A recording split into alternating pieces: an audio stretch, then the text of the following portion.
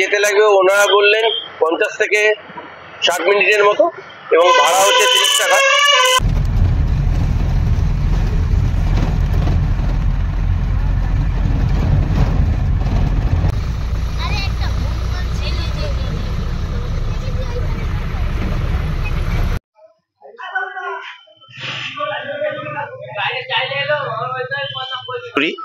আমরা এই মন্দিরের পূজারী বংশের একজন সদস্য এবং আমাদের 3টে বংশধর এই মন্দিরের পূজা অর্চনা ভোগ নিবেদন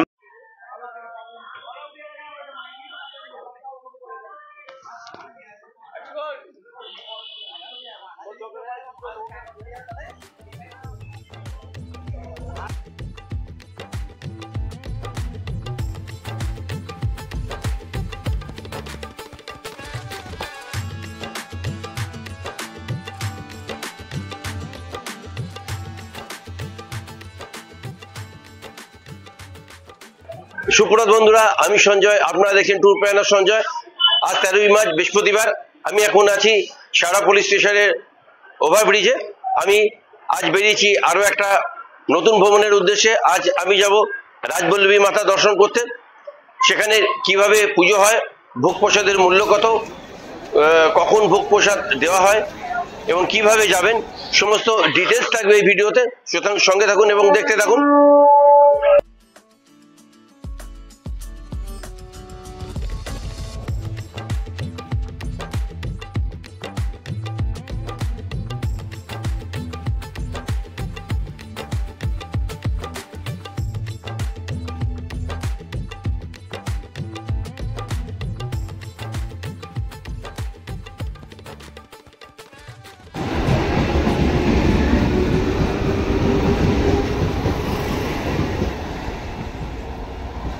মাত্র 37313 হাওড়া তারকেশ্বর লোকাল থেকে হরিপাল স্টেশনে নামলাম, যেটা হাওড়া থেকে এখানে 6টা 35-এ এবং হরিপালে এসে দাঁড়ায় 7টা 38-এ।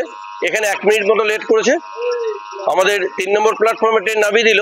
চলুন, সামনে দিয়ে ওভারব্রিজ আছে, ওভারব্রিজ দিয়ে আমি 1 নম্বরে যাব, গিয়ে সেখান থেকে বাস টেকার কি আছে সবই দেখছি ওখানে এবং গিয়ে আপনাদের জানাচ্ছি। চলুন, আমি এই ওভারব্রিজ দিয়ে ওপরে গিয়ে ওই 1 নম্বরের দিকে যাব। দেখি ওখানে গিয়ে বাস অটো টেকার কি আছে।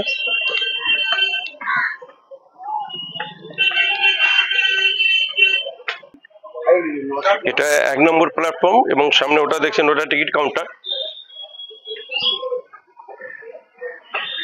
টিকিট কাউন্টার পাশ দিয়ে আমাকে বেরিয়ে যেতে হবে।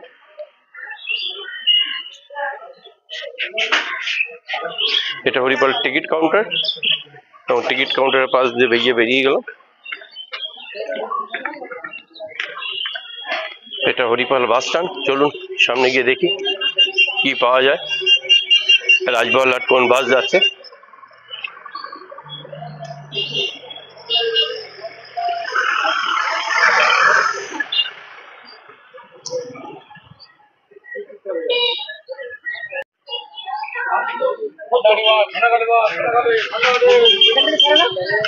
দাদা, রাজবহরহাট কোনটা যাবে?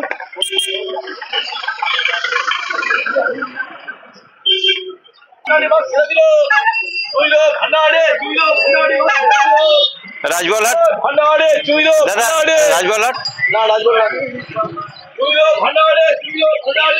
চলুন, এখানে এখনো আসেনি মনে হচ্ছে রাজবহরহাটের গাড়ি, দেখি টেকার যায় কিনা। রাজবহরহাট কোনটা যাবে গো? কখন ছাড়বে? হরিপাল লোকালটা নিয়ে 8:10-এ। 8:10-এ হরিপাল লোকাল। এছাড়া আর কোন কোন বাস যায়? 10 নম্বর বাস যায়। 10 নম্বর বাস যায় রাজবহরহাটে।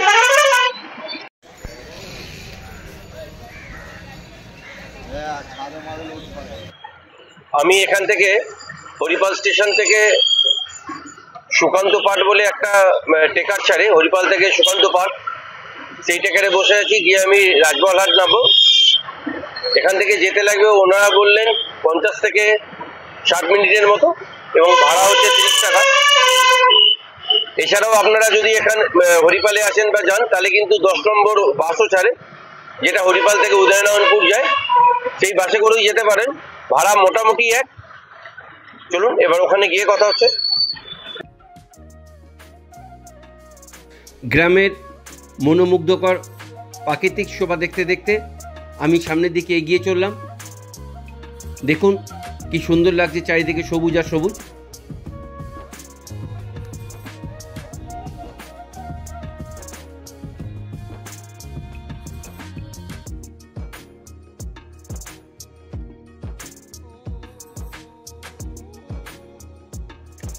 আমরা আতপুর রামকৃষ্ণ মঠ ক্রস করছি এবং এর উপর ভিডিওর লিঙ্ক আমি ডেসক্রিপশন বক্সে দিয়ে দেবো, আপনারা দেখে নেবেন। আমি হরিপাল স্টেশন থেকে টেকারে করে এলাম। টেকারে করে প্রায় আমাকে 50 থেকে 55 মিনিট সময় নিল এবং আমাকে দেখতে পাচ্ছেন এই রাজবল্লভী মাতার এখানে গেট আছে, গেটের সামনে নামিয়ে দিল। চলুন ভেতরে যাই, আমি দেখি এবং আপনারাও আমার সঙ্গে দেখুন। আমাদের এখন এই রাস্তা দিয়ে রাজবল্লভী মাতার মন্দিরের দিকে যেতে হবে এবং দেখতেই পাচ্ছেন কংক্রিটে বাঁধানো রাস্তা এবং রাস্তার দুপাশেই দোকান আছে এবং এটা হচ্ছে নহবতখানা, যেটা নতুন করে তৈরি হয়েছিল 1346 সালের 4 আষাঢ়।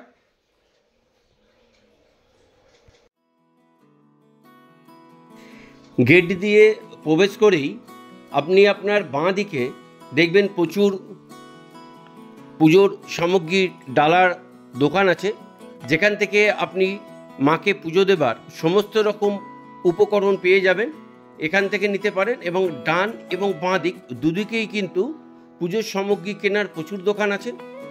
আর যারা নিজেদের প্রাইভেট গাড়ি নিয়ে এখানে আসবেন, 2 চাকা হোক কিংবা 4 চাকা হোক, তাদের কিন্তু পার্কিংয়ের কোনো অসুবিধা হবার কথা নয়।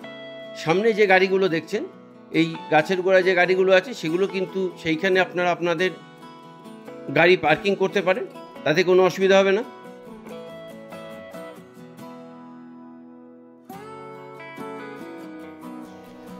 মন্দির প্রবেশের মূল গেটের ডান দিকে আছে জলের ব্যবস্থা। এই যে লেখা যে 2 হাত দেখছেন, এখানে আছে জলের ট্যাঙ্কি, এখানে আপনারা আপনাদের হাত মুখ ধুয়ে ফ্রেশ হতে পারেন। এবং মূল গেটের বাঁ দিকে আছে সুলভ শৌচালয়।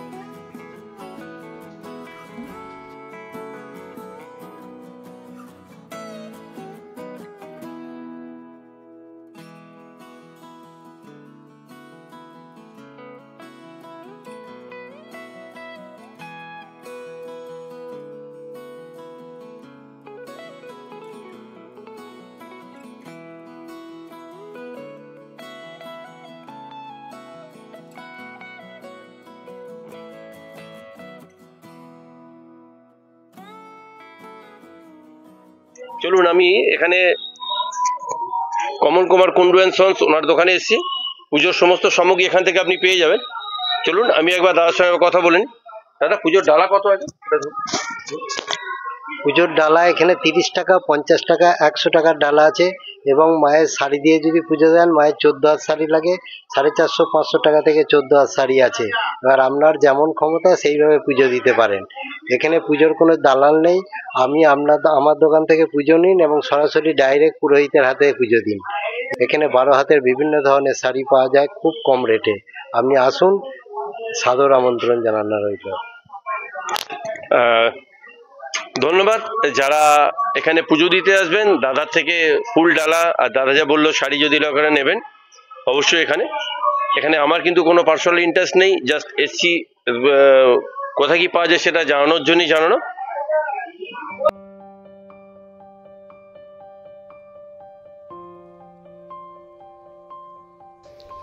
মূল গেট দিয়ে প্রবেশ করেই আপনার সামনে বিশাল এক মন্দির চত্বর দেখতে পাবেন। সামনেই নাট মন্দির এবং নাট মন্দিরের বাঁ দিকে আছে 3টি শিব মন্দির, তারপর আছে মায়ের মূল মন্দির এবং আরও একটু এগিয়ে গেলে পাবেন আরও একটি শিব মন্দির এবং তার সামনেই আছে নবনির্মিত মহাদেবের মন্দির।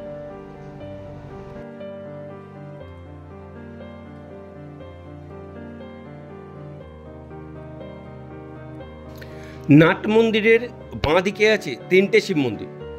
প্রথম শিব মন্দির যেটা এখন দেখছেন, সেই শিব মন্দিরের নাম হচ্ছে শ্রী ত্রম্বকেশ্বর শিব মন্দির এবং এই ত্রম্বকেশ্বর শিব মন্দিরের পাশেই রয়েছে আরেকটি দ্বিতীয় শিব মন্দির। সেই এটা হচ্ছে দ্বিতীয় শিব মন্দির। এই শিব মন্দিরের নাম হচ্ছে শ্রী সোমেশ্বর শিব মন্দির এবং এই সোমেশ্বর শিব মন্দিরের গায়েই রয়েছে এখানকার একটা শিউলি গাছ, যেখানে ভক্তরা তাদের মনস্কামনা পূরণের জন্যে লাল চিলি বেঁধে রাখে। এবং তার পাশেই হয়েছে আরও একটি শিব মন্দির, যে শিব মন্দিরের নাম হচ্ছে শ্রী রাজেশ্বর শিব মন্দির ও শ্রী নন্দীশ্বর শিব মন্দির। এবং এইটা চতুর্থ শিব মন্দির। এই শিব মন্দিরের নাম হচ্ছে বানেশ্বর শিব মন্দির। চলুন, এই মন্দিরের দরজা খোলা আছে, আমি একটুখানি আপনাদের শিবলিঙ্গটা দর্শন করাই।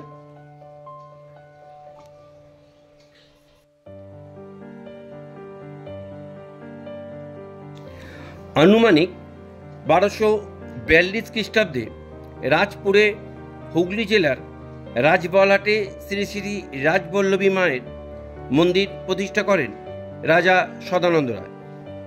দেবী রাজবল্লভী শ্বেত বা সাদা কালী নামে পরিচিত। আসলে দুর্গা কালীর এক মিশ্র রূপ এই মা রাজবল্লভী। রাজার তৈরি মূল মন্দির নষ্ট হয়ে গেলেও 1340 সালে মূল মন্দিরে সংস্কার করেন ভক্তরা এবং তারপর নাট মন্দির এবং পুকুরের ঘাট, নহবতখানা ইত্যাদি সংস্কার করা হয়ে থাকে। এটা হচ্ছে মায়ের পুরনো দিনের হাঁড়িকাঠ এবং তার সামনেই আছে মায়ের মূল মন্দির।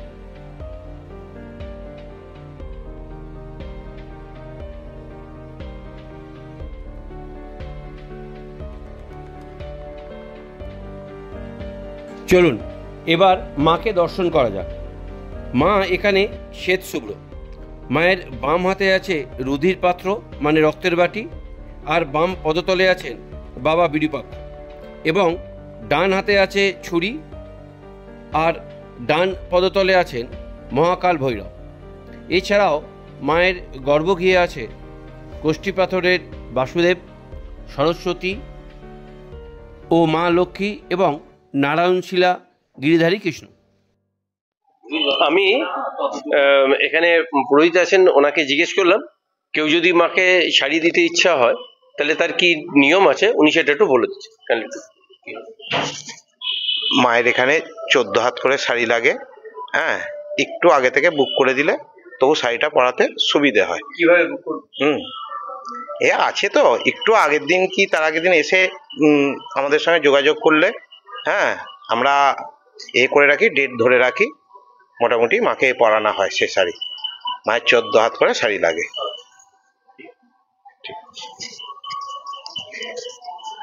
এখানে নির্মলদার সঙ্গে আমার পরিচয় হলো, উনি মায়ের সম্বন্ধে কিছু বলছেন। একটু মায়ের সম্বন্ধে যদি। নমস্কার, আগামী শুভ নববর্ষের অগ্রিম অভিনন্দন সবাইকে। আমি রাজবল্লভী মন্দির থেকে কথা বলছি। আমার নাম নির্মল সাহা চৌধুরী।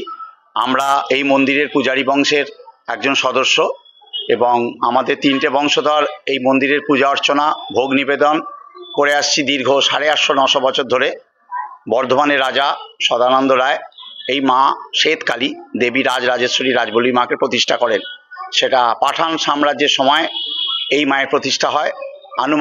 এটা এখন আনুমানিক মায়ের প্রতিষ্ঠা বয়স 850 থেকে 900 বছর হতে চলেছে। তো এই মা এখানে শ্বেতকালী রূপে পূজিত হয়ে আসছেন সেই সময়কাল থেকে, এবং রাজার মেয়ে রাজরাজেশ্বরী রাজবল্লভী, এনার নাম অনুসরণ করি আমাদের গ্রামের নাম রাজবল্লভহাট, অপভ্রংশের রাজবলহাট। তো এই মন্দির হুগলি জেলায় জাঙ্গিপাড়া থানার অন্তর্গত এই মন্দির অধীনস্থ। তো আপনারা সকলকে আগামী যে 1432 সালে আসছে শুভ নববর্ষের আগাম শুভেচ্ছা জানাচ্ছি মন্দিরের তরফ থেকে। সকল ভক্তবৃন্দকে আসার অনুরোধ করছি এই মন্দিরে। এই মন্দির প্রত্যেক দিন খোলা থাকে, প্রত্যেক দিন মায়ের অন্নভোগ হয়। অন্নভোগের এখন মূল্য আছে 30 টাকা করে, হয়তো আগামী 1 বৈশাখ থেকে ওটা 40 টাকা হতে পারে, সেটা আমাদের আলোচনার সাপেক্ষ। তো আপনারা সকলে আসুন এই মন্দিরে, মাকে পুজো অর্চনা দিন এবং মায়ের ভোগ সেবা নিবেদন করুন। করে রাত্রিবেলাও যদি থাকেন তো আমার দোকানের উপরে থাকার ব্যবস্থা আছে, যাত্রী নিবাস করা আছে, সামান্য মূল্যে ঘর ভাড়া পাওয়া যায়। আমরা হিন্দু ধর্মের যতটুকু আমরা জ্ঞান আছে, কোনো দেবী তার স্বামীর গায়ে পা দেওয়ার ক্ষমতা রাখেনি। তো এই দেবী দুটি মহাদেবকে দমন করে দাঁড়িয়ে আছেন, সেই থেকেই মা এখানে কালী রূপে পূজিত হচ্ছেন। কিন্তু এই মা সাদা রূপের কালী, জিভ কাটা কালী নয়। তো এটা বর্ধমানের রাজাকে মা স্বপ্নাদেশ দিয়ে এখানে অধীনস্থ হয়েছেন, প্রতিষ্ঠিত হয়েছেন। এটা 51 পীঠের পীঠ নয়, সতী মায়ের কোনো ব্যাপার নয়। তো এই শ্বেতকালী আমরা যতদূর জানি সারা ভারতবর্ষে এই একটি এখানে আছেন। আর আমরা যতটুকু জানি এই শ্বেতকালী আর কোথাও নেই। তো তারকেশ্বর লোকাল ধরুন, আপনারা হাওড়া থেকে গোঘাট লোকাল, আরামবাগ লোকাল এই গাড়িগুলো ধরে হরিপাল স্টেশনে নেমে এই মন্দিরে আসা যায়। এবং রাজবলাট হাওড়া এক্সপ্রেস চলছে, হাওড়া থেকে রাজবলাট হাওড়া এক্সপ্রেস চলছে, সেই গাড়ি ধরে আপনারা রাজবল্লভী মন্দির রাজবলাট আসুন। এই গ্রামটার নাম রাজবলহাট। তো এই মন্দিরের সংক্রান্ত যাবতীয় তথ্য জানতে আমার ফোন নাম্বারটা দাদা ডেসক্রিপশন বক্সে দিয়ে দেবে।